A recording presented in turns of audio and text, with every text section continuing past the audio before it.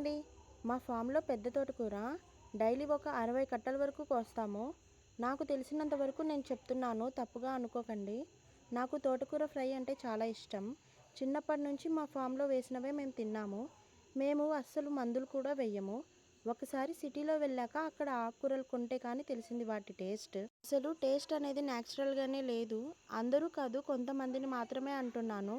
వాళ్ళేంటంటే ఆకుకూరలు తొందరగా పెరగాలని యూరియా మందులు వాడుతుంటారు. అలా పెరిగినవి అసలు టేస్ట్ అనేవే ఉండవు. త్వరగా పాచిపోతాయి కూడా. ఇంకొకటేంటంటే కొంతమందికి తోటకూర తిన్నాక మోషన్స్ అవుతాయి.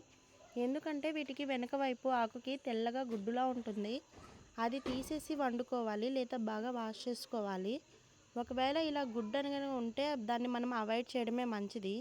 లేకపోతే ఆకు అనేది గిల్లుకోవాలి. ఇలా గనక మనం తిన్నామనుకో కంపల్సరీగా మోషన్స్ అయితే అవుతాయి. వీడియో నచ్చితే లైక్ అండ్ సబ్స్క్రైబ్.